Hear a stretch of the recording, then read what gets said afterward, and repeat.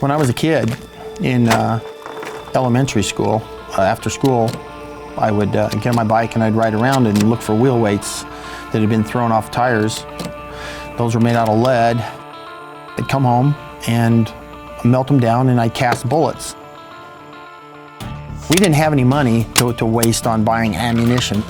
My dad would have killed me if I'd left brass on the ground. We picked up every piece and cleaned it and reloaded it. I don't know how to explain it other than I grew up in a golden age if you wanted to do what I was doing in my life. I couldn't even imagine that 25 years later I'd be shooting 60,000 rounds a year. I've always liked to compete no matter what it was, whether it was track or wrestling or basketball or anything else, and competitive nature that just fell into shooting, and I found a world that I had a knack for it.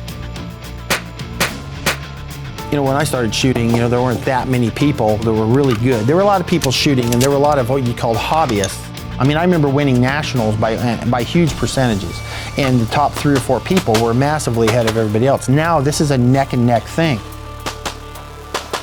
So when you're at that level and you realize every point counts, every fraction of a second counts, when it gets rough and you're coming down to the last stage of the match and there are 3 of you that are all so close that nobody even knows who is leading, the guy with the best equipment is going to win. I've been that guy so many times because I've always had the best equipment. I've been approached over my career by people who wanted me to shoot their products, and there was never a time that I was even tempted. If they're going to pay you to lose and you're good with that, then more power to you. But I could never drop down to something else just for money. Springfield Armory guns have won everything that there is to win. They've won Bullseye Nationals. They have won speed shooting. They won the Steel Challenge. They won the Bianchi Cup. They've won IPSC. They've won the IPSC World Championships many, many times.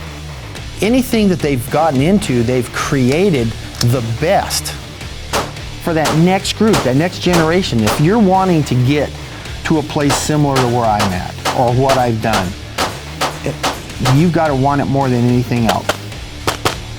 If you're taking a slow horse to the race, guys, I don't care how hard you whip it, you are not going to win. Show up with the right equipment and put in the effort.